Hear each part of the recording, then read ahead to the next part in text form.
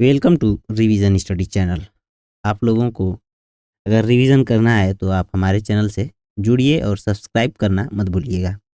चलिए तो हम लोग आज साइंस से जुड़े हुए कुछ टॉपिक का रिवीजन करेंगे और देखेंगे कि इसमें मतलब साइंस में कौन कौन से सवाल आ सकते हैं और कैसे कैसे सवाल आ सकते हैं। साइंस एक ऐसा विषय है जो रेलवे की परीक्षा में बहुत महत्वपूर्ण भूमिका निभाने का काम करता है। तो चलिए हम लोग देखेंगे। सबसे पहले है माइक्रोमीटर। माइक्रोन, एक माइक्रोन बराबर होता है 10⁻⁻⁶ मीटर के बराबर होता है। कुलाम, कुलाम का नाम सुना होगा आप लोगों ने। कुलाम, कुलाम किसको बोलते हैं? कुलाम जो होता है किसका मात्रक होता है, इसको आप लोग बताइएगा। और इसके बाद बताइएगा मीटर। मीटर तो आप लोग जानते ही होंगे, मीटर सबसे सस्ता होता है जो दूरी का मात्रक होता है। कुलाम जानते होंगे कि विद्युत धारा, विद्युत धारा का एम्पियर होता है और ए होता है कूलाम विद्युत आवेश का। याद रखिएगा, कूलाम विद्युत आवेश, आवेश का होता है, याद रखिएगा। आगे देखते हैं कि कार्य, कार्य और ऊर्जा का मात्रक होता है कार्य प्लस ऊर्जा। ऊर्जा का मात्रक होता है जूल। जूल को आप लोग जानते होंगे, एक होता है जूल का 1 किलोवाट बराबर कितना जूल होता है। 1 किलोवाट बराबर कितना जूल होता है, इसको आप लोग कमेंट बॉक्स में बताइएगा। आगे देखते हैं कि प्रकाश वर्ष किसका मात्रक होता है। प्रकाश वर्ष किसका मात्रक होता है? प्रकाश वर्ष किसका मात्रक होता है?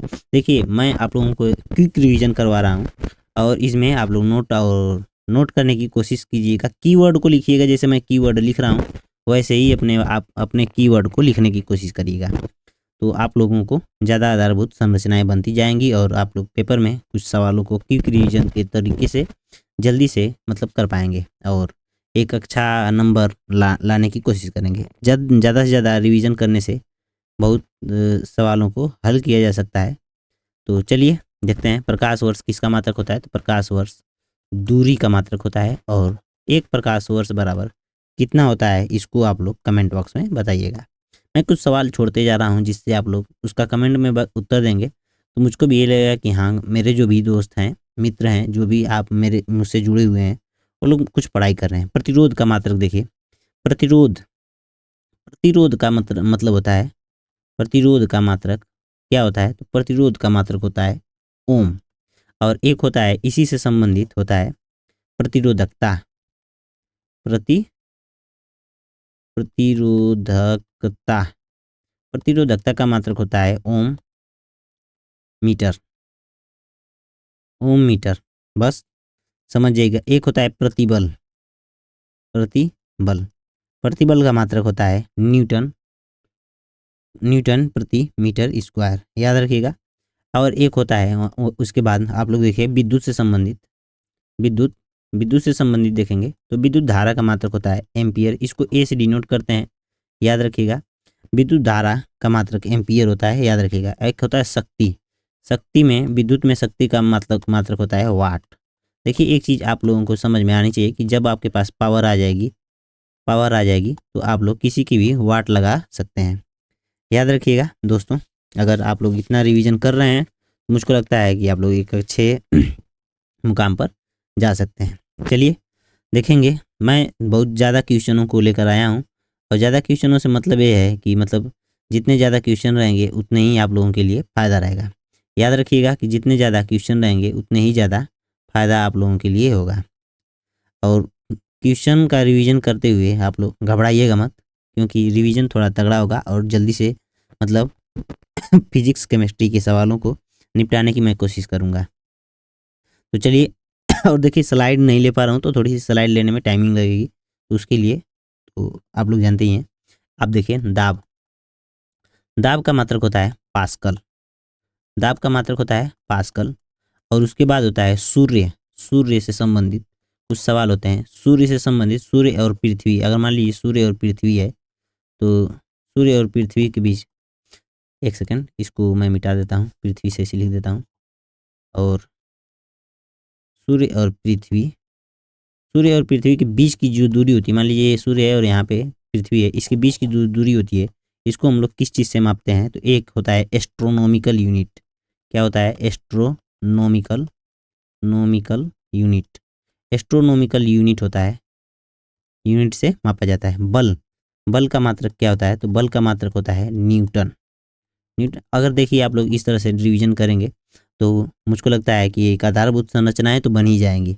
देखिए कैपिटल जी का मात्रक होता है न्यूटन मीटर स्क्वायर प्रति किलोग्राम स्क्वायर होता है। ये याद रखिएगा, ये बार बार पूछता है। और इसका एक और सवाल, एक इसका मान भी पूछ देता है।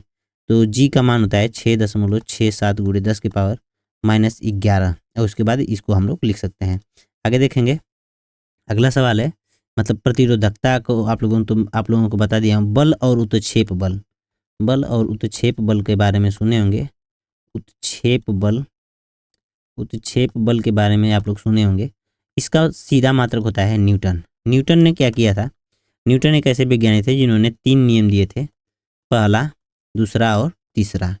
मतलब न्यूटन से संबंधित 3 नियम थे। पहला नियम क्या बताता है कि बल की परिभाषा, क्या बताता है? बल की परिभाषा को बताता है। दूसरा नियम क्या बताता है? बल का फार्मूला देता है। क्या देता है? फार्मूला, बल का फार्मूला। तीसरा क्या बताता है? बल की प्रकृति, प्रकृति के बारे में बताता है कि बल कैसे काम करता है, क्या होता है बल। अब देखते हैं कि मीटर प्रति सेकंड स्क्वायर किसका मात्रक होता है? मीटर प्रति सेकंड स्क्वायर किसका मात्रक होता है? तो यह मात्रक होता है त्वरण का, त्वरण का। अब देखते हैं वजन, वजन, वजन, एक सेकंड, थोड़ा सा इसको मिटा दें।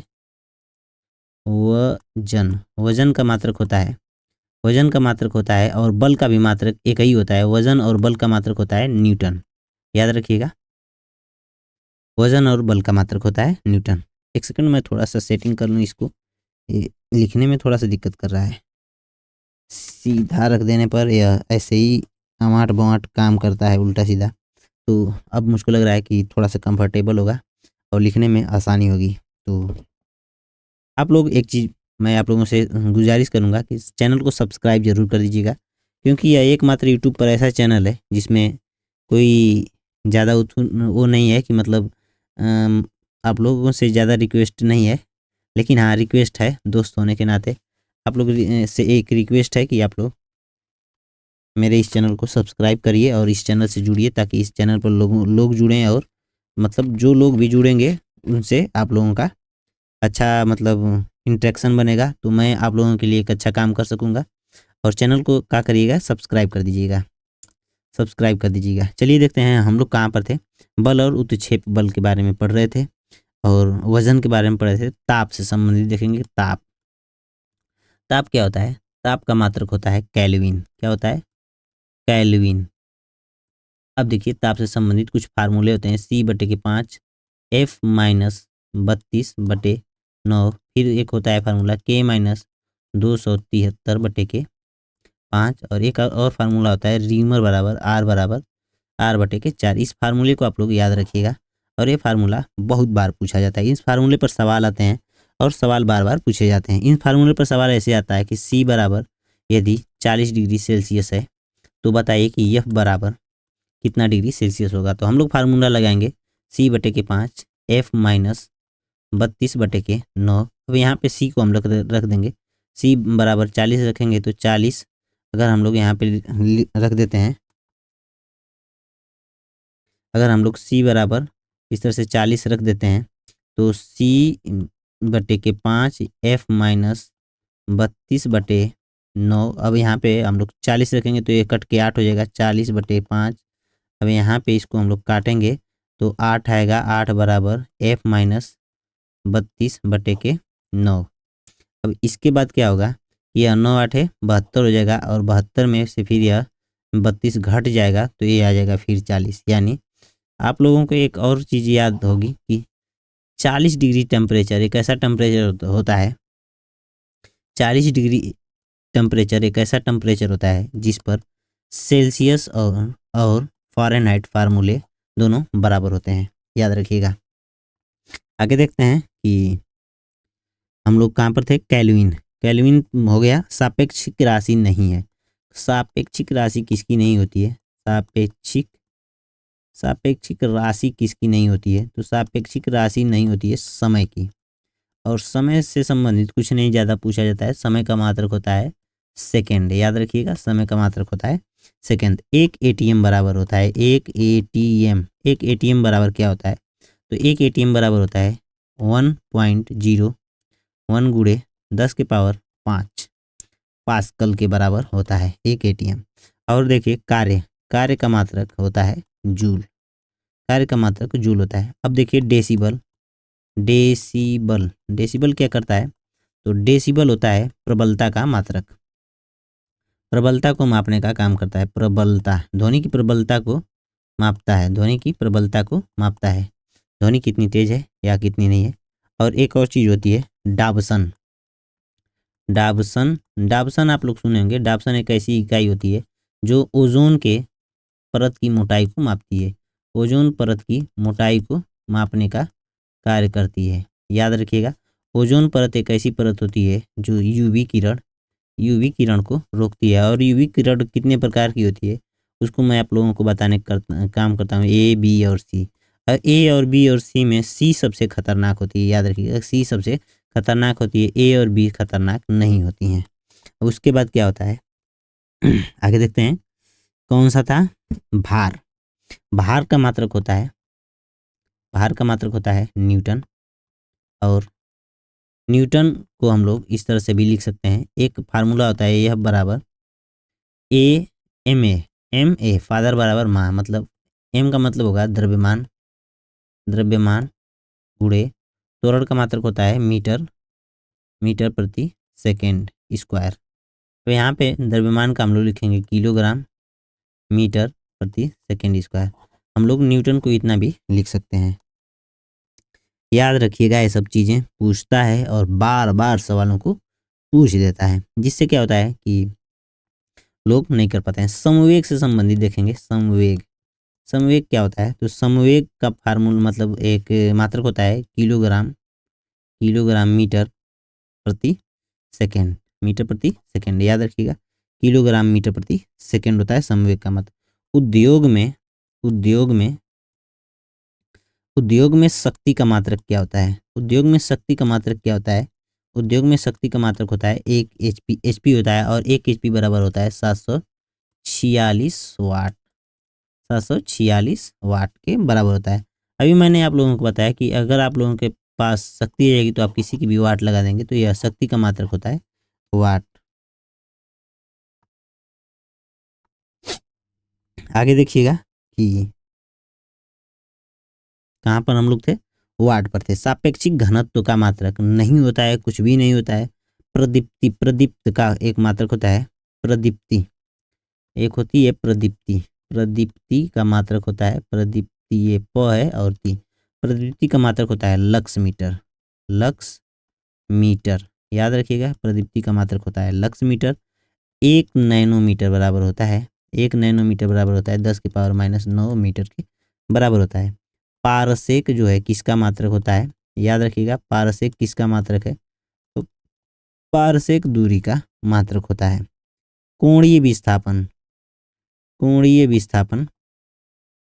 कोणीय एक सेकेंड यार, ये मैं हिंदी थोड़ा सा, यहाँ पे हिंदी और इंग्लिश में गड़बड़ी हो जाती है। यहाँ पे ले लेते हैं कोणीय विस्थापन से संबंधित। कोणीय विस्थापन का मात्रक क्या होता है? तो कोणीय विस्थापन का मात्रक होता है रेडियन। याद रखिएगा, रेडियन कोणीय विस्थापन का मात्रक होता है रेडियन। एक पारसेक बराबर मैंने पूछा था, एक पारसेक बराबर होता है 3.26 प्रकाश वर्ष। याद रखिएगा, 3.26 प्रकाश वर्ष। एक पीको बराबर होता है 10⁻12। याद रखिएगा। और एक जूल कार्य बराबर होता है 1 न्यूटन के भार को 1 मीटर तक खसकाने की क्रिया को हम लोग 1 जूल बोलते हैं।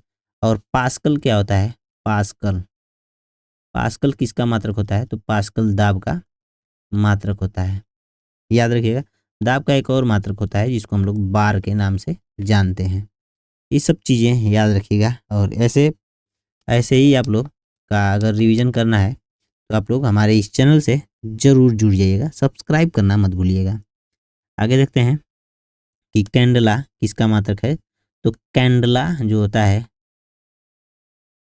कैंडिला इसको हम लोग CD से इस तरह से लिखेंगे, जल्दी से लिखेंगे। कैंडला मात्रक होता है ज्योति तीव्रता का, ज्योति तीव्रता का मात्रक होता है, याद रखिएगा, ज्योतिष तीव्रता का मात्रक होता है। तोरड़ का मात्रक होता है मीटर प्रति सेकंड स्क्वायर।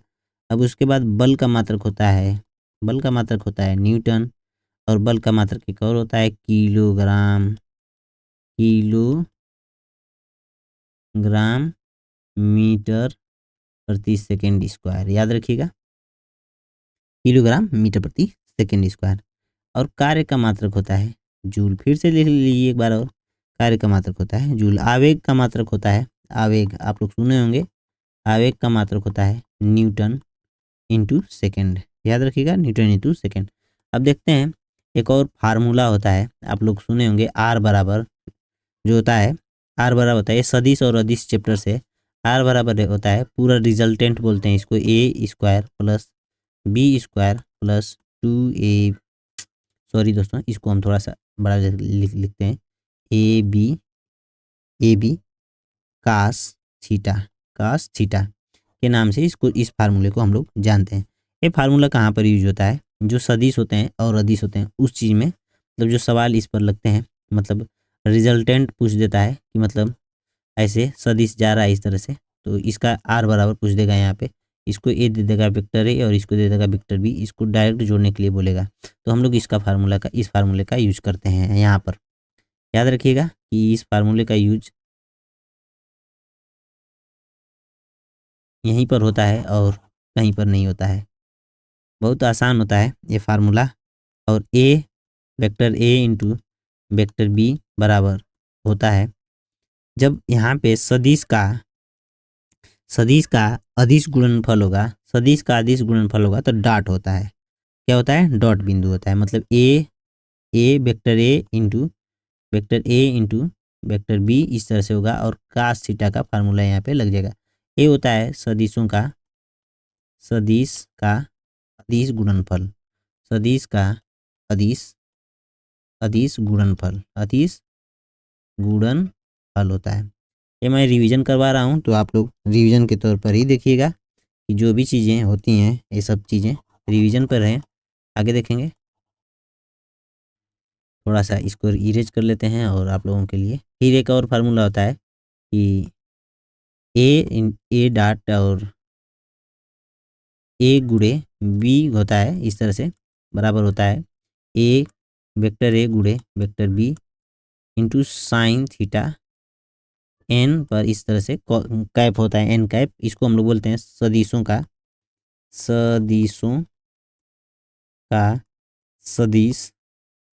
सदिश गुणनफल। अब देखिए एक चीज़, अब मैं एक चीज़ आप लोगों के लिए इंटरेस्टिंग बात बताता हूँ कि मतलब क्या इंटरेस्टिंग है, कि जैसे बोल देता है कि कार्य जो होता है वह एक अदिश राशि है, लेकिन बल और कार्य बराबर होता है बल गुणे बल की दिशा में विस्थापन। क्या होता है कार्य का, आप लोग पढ़े होंगे, कार्य बराबर होता है बल गुणे बल की दिशा में विस्थापन।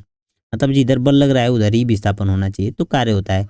और यहाँ पे पूछ देता है कि जब ए सदिश है, ए भी सदिश राशि है, तो एक कार्य अदिश कैसे हो जाता है। तो यही फार्मूला जो मैंने अभी पीछे बताया आप लोग को, जिसमें लगा था कास थीटा, तो वेक्टर ए और वेक्टर बी, यहाँ पे डॉट थी और यहाँ पे बी, और इस तरह से कास थीटा था। तो यहाँ पे यह अदिश गुणनफल होता है, यह सदिश गुणनफल नहीं होता है, याद रखिएगा। इसीलिए यह कार्य अदिश राशि हो जाती है। कार्य के अदिश राशि होने का यही मतलब है। देखिए, अधिकतम ऊंचाई प्राप्त करने के लिए जो फार्मूला यूज होता है, अधिकतम ऊंचाई के लिए एक फार्मूला होता है हाइट बराबर you square by 2g, you square by 2g एक होता है। अब देखिए एक और चीज़ होता है, पूछ देता है विस्थापन अनुपाते दूरी। अगर विस्थापन अनुपाते दूरी है तो वह क्या हो सकता है, तो वह एक के बराबर हो सकता है, और कभी कभी वह एक से कम भी हो सकता है। क्या हो सकता है, तो 1 से कम भी हो सकता है, मतलब यह 1 से बराबर और 1 से कम भी हो सकता है। तो इसका हम लोग संकेत ऐसे लिखेंगे कि इसको हम लोग ऐसे मिटाकर यहाँ से 1 के बराबर और 1 से कम भी हो सकता है, मतलब 1 ज़्यादा रहेगा इससे। यहाँ पे अगर इसी को हम लोग उल्टा कर दें तो दूरी और विस्थापन लिखेंगे, तो दूरी और विस्थापन यहाँ पे लिखेंगे तो यह 1 से बड़ा और 1 से बराबर हो सकता है। यही सब चीज़ें पूछ देता है, बार बार पूछता रहता है सवालों में, और ऐसे आते रहते हैं सवाल। जो भी सवाल आते हैं बहुत फैक्ट वाले आते हैं, जो आप लोग अगर पढ़े होंगे तभी कर पाते हैं, नहीं तो इन सवालों को करने में नानी याद आ जाती है। जो सवाल मैं बता रहा हूँ वो सवाल आप लोग करिएगा, और जो भी मैं रिवीजन करवा रहा हूँ उसको आप लोग एक बार ज़रूर देखिएगा वीडियो को। और अगर वीडियो को देख रहे हैं तो मेरा काम जो है सब्सक्राइब करना मत भूलिएगा, क्योंकि एक और चीज़ बता देता हूँ विस्थापन से संबंधित। विस्थापन विस्थापन जो होता है, जो न्यूनतम दूरी होती है, मान लीजिए कि जैसे यहाँ पे एक घर है, यहाँ पे एक घर है, यहाँ पे मान लीजिए कि मोहन है, मोहन का घर है, और यहाँ पे मीना का घर है, मीना का घर है। तो मोहन मीना के घर जाता है तो एक रास्ता तो ऐसे सीधे पहुँच गया, यहाँ से सीधे इस तरह से सीधे पहुँच गया। लेकिन कभी कभी क्या होता है कि ये मीना यहाँ पे घास लेने जाती है फील्ड में, यहाँ पे मीना जाती है फील्ड में घास लेने, यहाँ पे मीना जा रही है घास घास लेने फील्ड में। तो ये सोचता है कि मोहन कि हम यहाँ से इसको ऐसे पूरा चक्कर 2-3 चक्कर खाएं और इस मीना से मिल के तब इसके घर जाएं, क्योंकि मोहन और मीना का कुछ न कुछ है बातें, जो भी लव अफेयर की बातें होती हैं वो चलती रहती हैं। तो यह इसके घर जाता है और यह मतलब ऐसे घूम कर जाता है, तो यह जो घूम कर जा रहा है इसको हम लोग बोलेंगे दूरी, दूरी बोलेंगे। और जो ये सीधे जा रहा है इसको हम लोग बोलेंगे विस्थापन। याद रखिएगा, दूरी और विस्थापन में कुछ ज़्यादा अंतर नहीं होता है, लेकिन हाँ एक बहुत खास अंतर होता है कि विस्थापन जो होता है, जो सबसे शॉर्टकट रास्ता होता है, जो सबसे शॉर्टकट रास्ता होता है, जो सबसे शॉर्टकट रास्ता होता है उसको हम लोग विस्थापन बोलते हैं। और जो लॉन्ग टर्म रास्ता होता है, जो लॉन्ग टर्म रास्ता होता है उसको हम लोग दूरी बोलते हैं। याद रखिएगा, ये सब चीज़ें बहुत बार पूछ देता है और लोगों की सांसें तक अटक जाती हैं इन सवालों को करने में। और एक चीज़ और बता देता हूँ, दूरी और विस्थापन के क्षेत्र में अगर इस तरह से मैप दे दिया और यहाँ पे ऐसे दे देता है, क्या होता है कि वेग, और जो यहाँ पे दे देता है वेग और भी दे दिया, यहाँ पे टी दे दिया।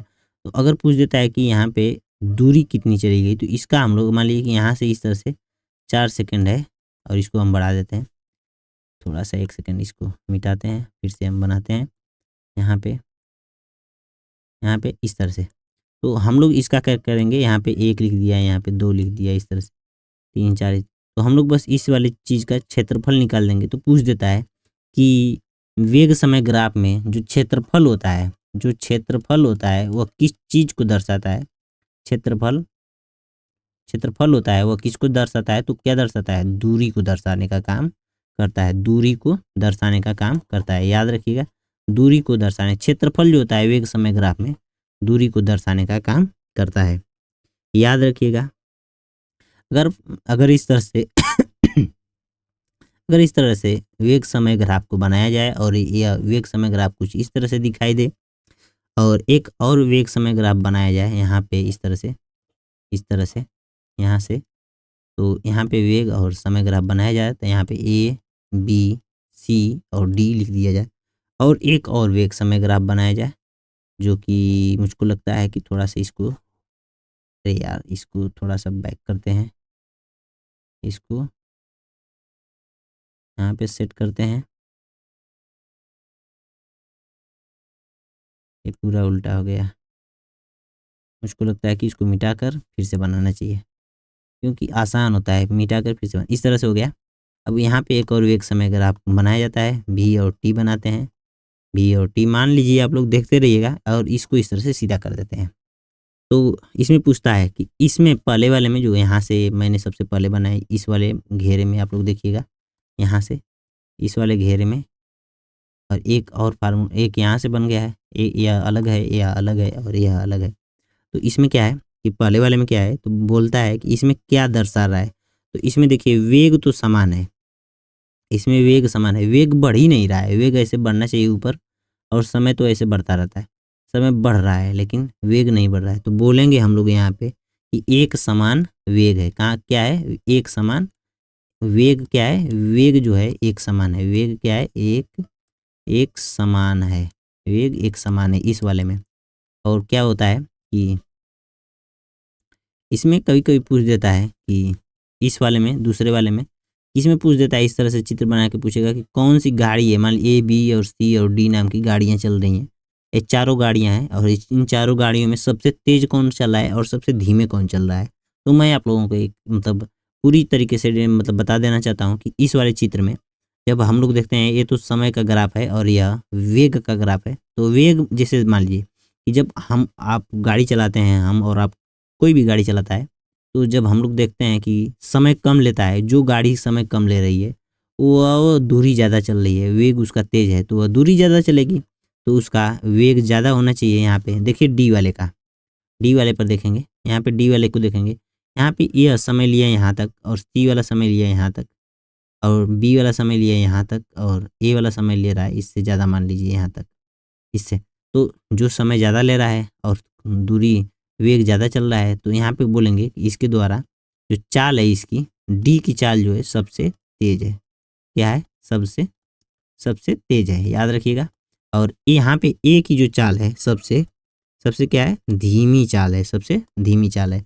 इस तरह से पहचानेंगे। और यहाँ पर देखेंगे वेग और समय दोनों एक साथ बढ़ रहे हैं, तो हम लोग बोलेंगे यहाँ पे इस वाले चित्र में वेग और समय एक साथ बढ़ रहे हैं।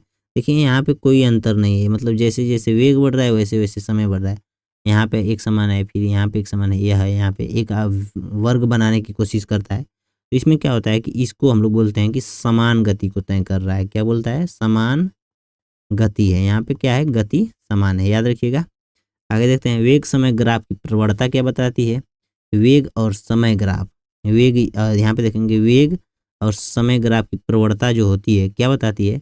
तो वेग और समय ग्राफ की प्रवणता जो होती है त्वरण, त्वरण को बताने का काम करती है। ये सब अगर आप लोग पढ़े होंगे तो यह रिवीजन है मात्र, आप लोग अगर इन सब चीज़ों को देखेंगे तो समझ जाएंगे। दूरी और वेग जब एक समय एक सीधी रेखा पर होते हैं, यहाँ से मान लीजिए कि एक सीधी रेखा है, एक सीधी सड़क है, तो हम लोग यहाँ पे अगर चलते हैं तो दूरी और वेग क्या होता है? समान हो सकते हैं। क्या होता है? दूरी और वेग समान हो सकते हैं। लेकिन क्या है, अगर एक हम लोग वृत्त के मार्ग पर चल रहे हैं, मान लीजिए हम लोग वृत्ताकार पथ पर चल रहे हैं, तो यहाँ से मान लीजिए कि ए पॉइंट है और यहाँ पे बी पॉइंट है। अगर मान लीजिए कि मोदी जी को हम लोग ले लेते हैं और यहाँ पे अमित अमित शाह जी जो हैं यहाँ पे हैं। अब मोदी जी ने अमित शाह से मिलने की कोशिश की और यहाँ से चल दिए, तो इस तरह से जा रहे हैं, मतलब इस वाले रास्ते से जा रहे हैं और यहाँ पे मिलने मिलने के लिए आ रहे हैं।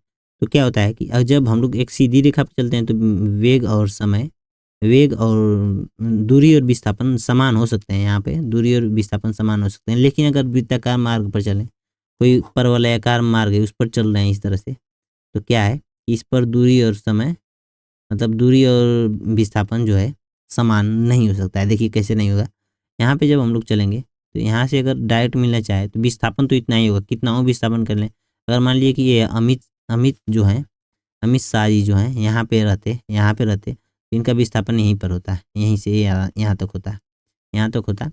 लेकिन अगर इस वाले रास्ते से आते तो इतनी दूरी इनको तय करनी पड़ती, यहाँ से यहाँ तक, पूरी यहाँ से यहाँ तक की दूरी तय करनी पड़ती। तो इसको हम लोग बोलते हैं कि दूरी विस्थापन से अधिक हो सकती है लेकिन कम नहीं होगी।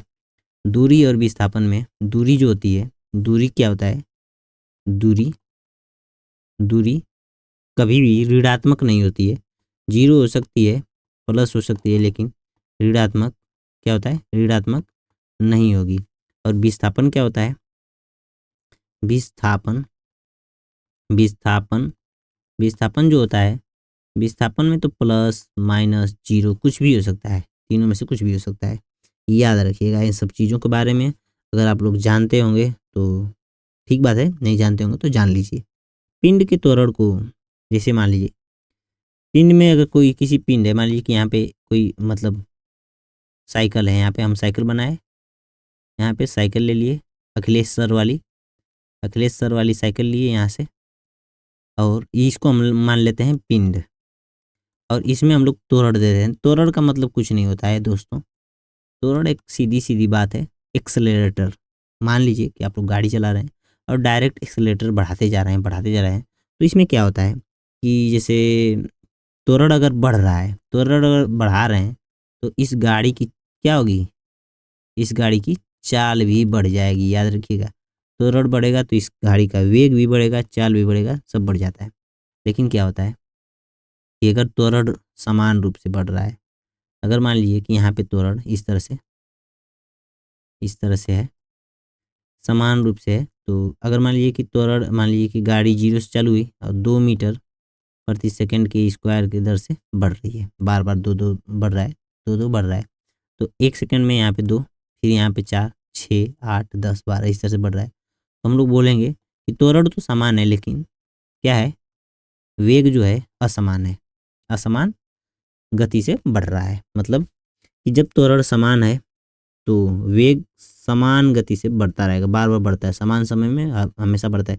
जैसे 2 सेकंड, 2 यहाँ पर है 1 सेकंड में, अगले सेकंड में 4 हो जाएगा, अगले सेकंड में 8 हो जाएगा, फिर अगले सेकंड में 6 हो जाएगा, फिर 8 होगा, फिर 10 होगा, फिर 12, 14, 16, 18, 20 इस तरह से 2-2 का गुणा होता चला जाएगा। आगे देखते हैं कि गति से संबंधित कुछ नियम को देखेंगे। गति से संबंधित पहला नियम और दूसरा नियम और तीसरा नियम मैं आप लोगों के लिए एक रिवीजन करवा रहा हूँ, तो इसी तरह से पढ़ाऊँगा और आप लोगों को बताने की कोशिश करूँगा।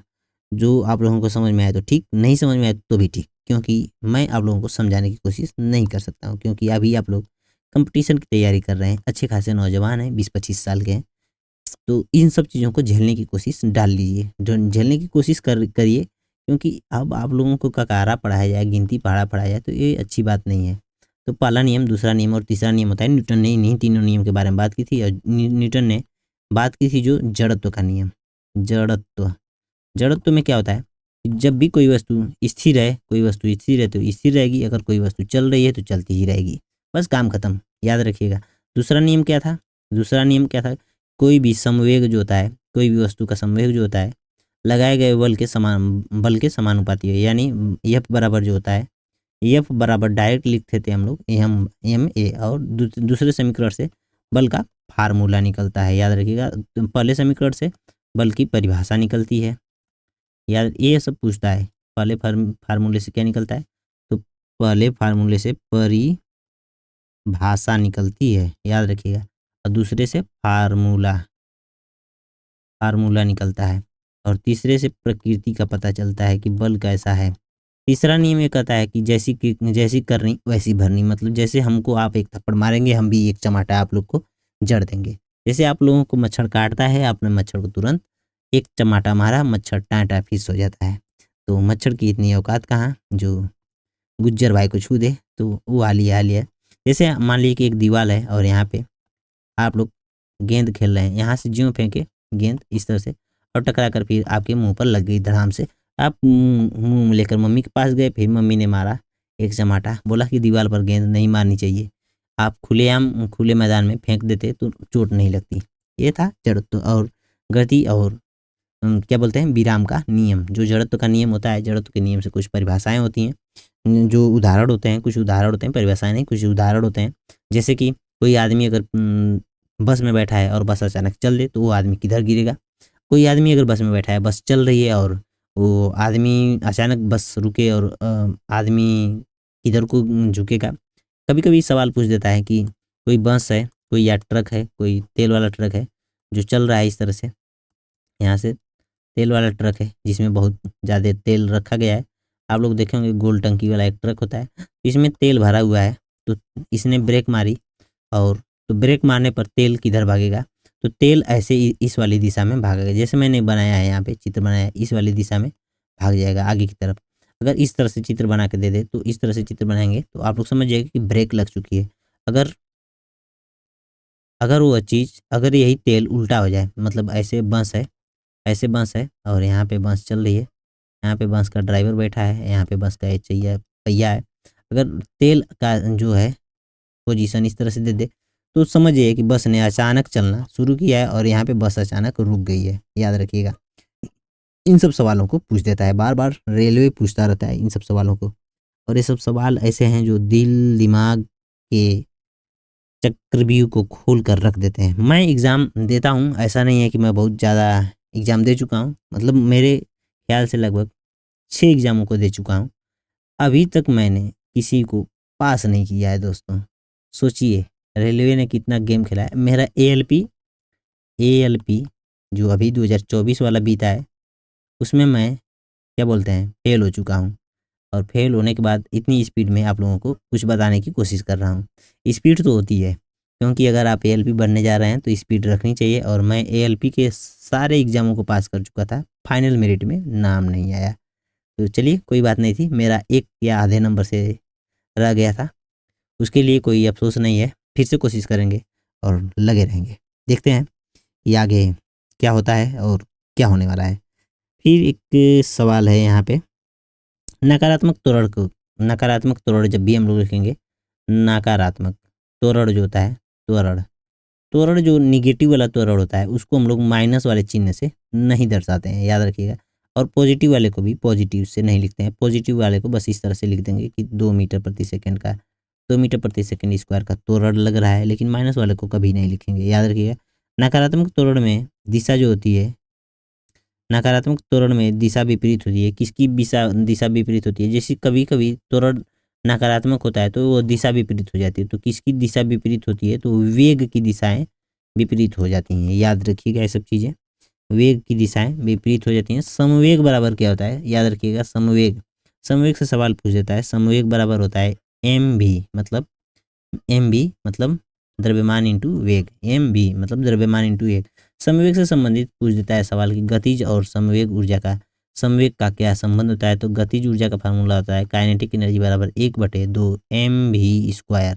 और 1/2 एम भी स्क्वायर को हम लोग जब यहाँ से इस तरह से हल करेंगे तो काइनेटिक एनर्जी बराबर, अगर हम यहाँ पे एम को बार बार दोनों तरफ ऊपर नीचे गुणा कर दें तो यहाँ पे बन जाएगा 1/2, यहाँ पे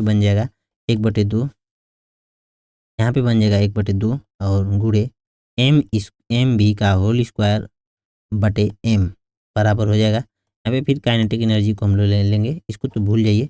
और यहाँ पे काइनेटिक एनर्जी को हम लोग लेंगे, काइनेटिक एनर्जी बराबर हो जाएगा एक एम भी को लिख देंगे हम लोग एम भी स्क्वायर। और यहाँ पे समवेग को हम लोग लिखे थे पी बराबर एम भी। तो पी इसका मान होता है, तो हम लोग डायरेक्ट यहाँ से एम भी का होल स्क्वायर है तो यहाँ पे लिखेंगे काइनेटिक एनर्जी बराबर पी स्क्वायर बटे इसका एम का इसमें 2 में गुणा कर देंगे तो इस 2 का यहाँ पे हो जाएगा 2m बराबर। ये वाला फार्मूला पूछ देता है। ये फार्मूला ऐसे पूछता है कि काइनेटिक एनर्जी और समवेग का क्या संबंध होता है? तो काइनेटिक एनर्जी और समवेग का बहुत अच्छा संबंध होता है दोस्तों।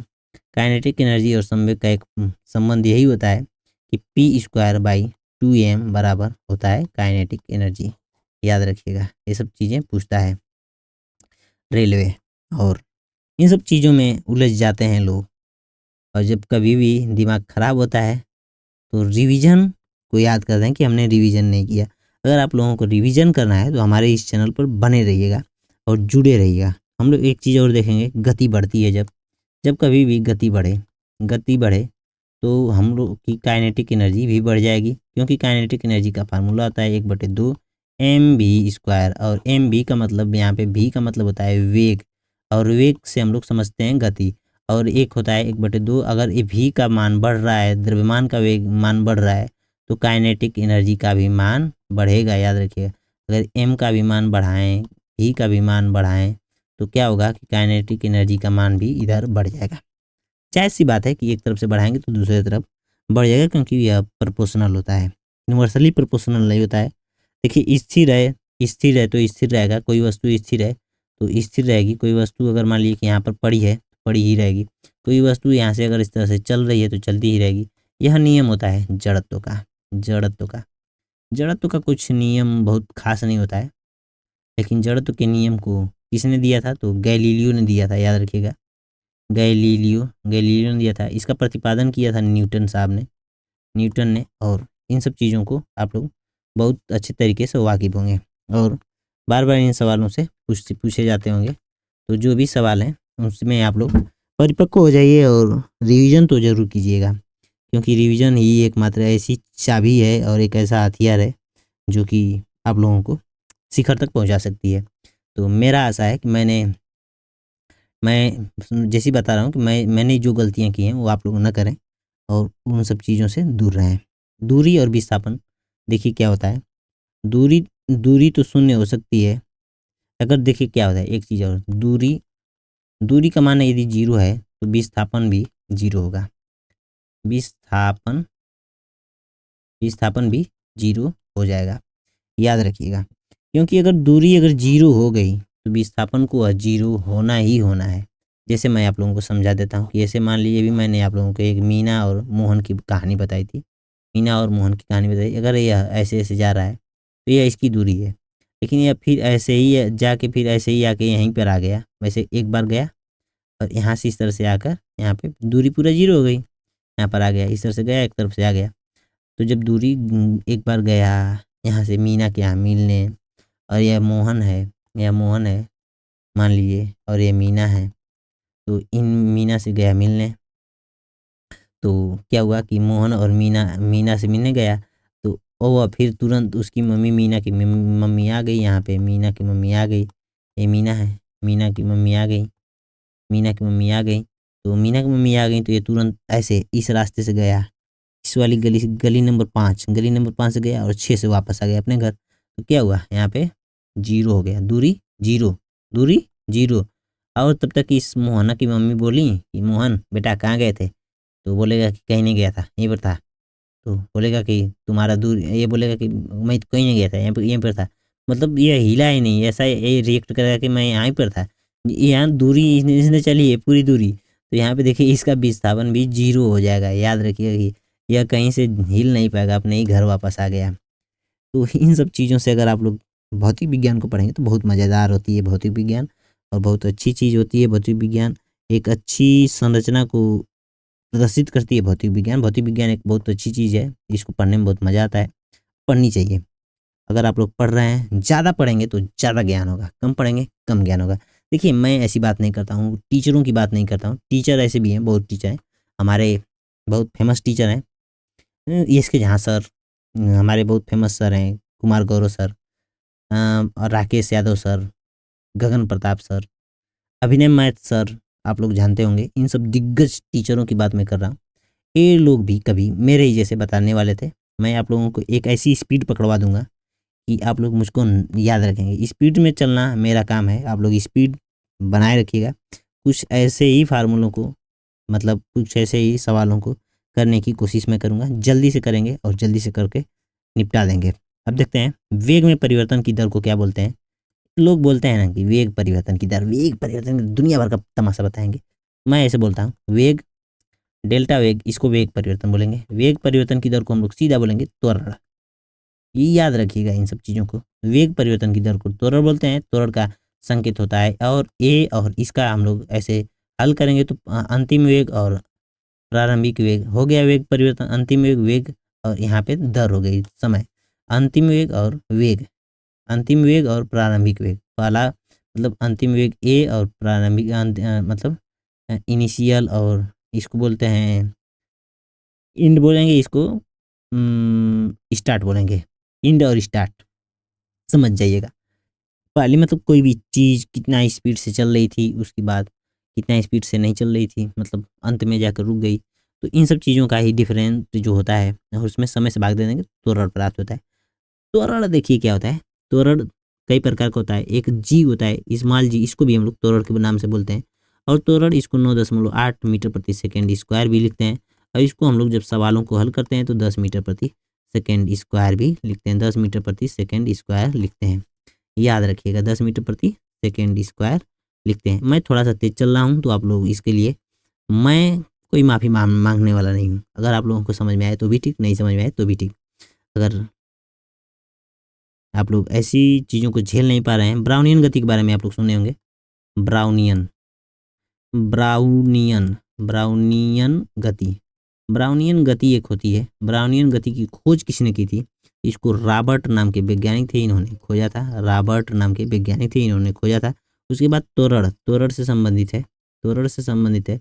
एक फार्मूला होता है D, D square yes by D T square, यह फार्मूला होता है। इससे हम लोग मतलब पता कर सकते हैं दो त्वरण को।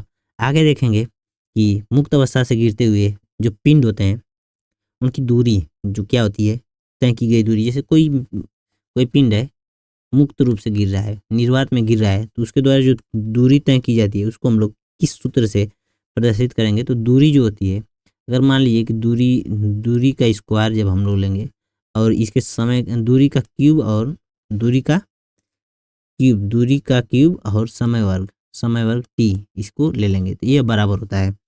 ये सब चीज़ें ये मतलब बहुत कम, इस पर बहुत कम सवाल आते हैं, मतलब ना के बराबर ही सवाल आते हैं, तो इसको ज़्यादा याद करने की ज़रूरत नहीं है।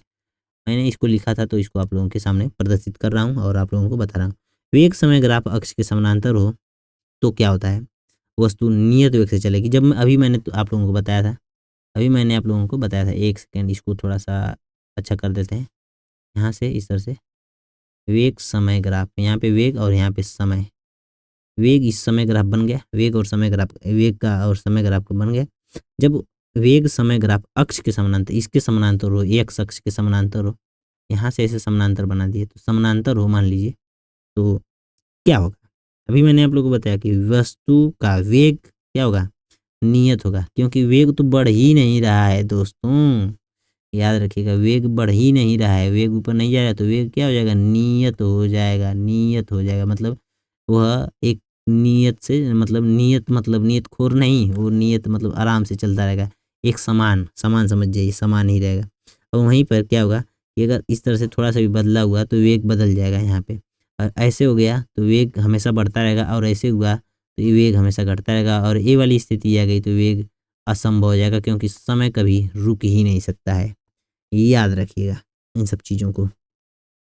और समय सेकंड सेकंड समीकरण जो होता है, न्यूटन का सेकंड समीकरण जो होता है वह किस चीज़ को प्रदर्शित करता है, तो न्यूटन के सेकंड समीकरण में स्थिति, देखिए समीकरण 3 होते हैं, उसको मैं थोड़ा सा लिख देता हूँ आप लोगों को। समीकरण जो होते हैं दूसरा और दूसरा और तीसरा, पहला और दूसरा तीसरा में क्या होता है कि एक फार्मूला होता है v बराबर u प्लस ए टी, एक फार्मूला होता है यस बराबर U T plus half A T square, एक और फार्मूला होता है वी स्क्वायर बराबर यू स्क्वायर, एक सेकेंड, इसको वी स्क्वायर बराबर यू स्क्वायर प्लस 2as। जब इसमें पूछ देता है कि इसमें पहले वाले समीकरण में किसका संबंध है, दूसरे वाले में किसका संबंध है, और तीसरे वाले में किसका संबंध है, तो हम लोग चक्कर खा के गिर जाते हैं और इसमें चक्रिया जाते हैं। हम लोग u और a को जीरो कर देंगे, याद रखेंगे यू और ए को सभी समीकरणों में जीरो कर देंगे, मतलब इसको हटा देंगे, मानेंगे कि ये जीरो है, और मतलब ये पूरा मान जीरो नहीं रखेंगे, लेकिन ये जीरो रखेंगे तो ए भी टी भी जीरो कर देंगे, जिससे जिससे गुणा होगा उसको जीरो कर देंगे। हम लोग इसको काट देंगे, यू और ए को हम लोग काट देंगे, और जो बच गया उसको हम लोग सीधे संबंध में दर्शा देंगे। देखिए पहला समीकरण यह दर्शाता है वेग और समय, क्या दर्शाता है, वेग और समय की बात करता है पहला समीकरण, और दूसरा समीकरण में स्थिति और समय की बात करता है, तीसरा समीकरण का है वेग और स्थिति की बात करता है, स्थिति की बात करता है। याद रखिएगा इन सब चीज़ों को, बहुत बार सवाल आ चुके हैं और आते भी हैं, लगातार ये सवाल आते रहते हैं। ऐसे सवाल आने मतलब रेलवे की फितरत है इन सवालों का पूछना। अगर आप लोग इन सवालों को कर ले रहे हैं, जान जा रहे हैं, बूझ जा रहे हैं, तो आप लोग बहुत क्या बोलते हैं, इंसान नहीं महान है, आदमी नहीं हैवान है, बालक नहीं शैतान है। कुछ भी करें, आप लोग पढ़ रहे हैं तो आप लोग एक इंसान है।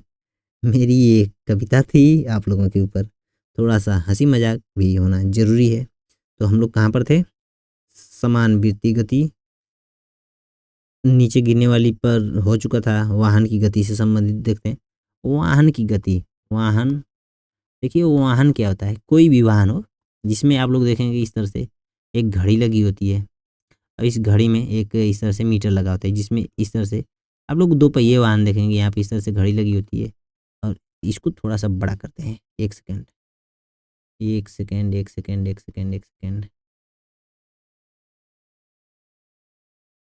इसको हम लोग थोड़ा सा बड़ा बनाते हैं।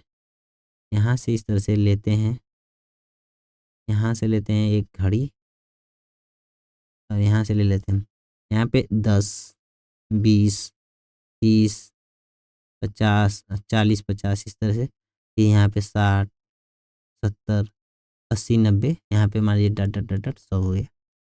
तो इसको हम लोग, ये जो चीज़ होता है ये क्या दर्शाता है, यह स्पीड को बताता है कि आपकी गाड़ी कितनी स्पीड चल रही है। तो इसको हम लोग बोलते हैं कौन सा मीटर, कौन सा मीटर बोलेंगे आप लोग बताइए। स्पीड को बता रहा है तो स्पीडोमीटर, क्या बोलेंगे, स्पीडो स्पीडोमीटर।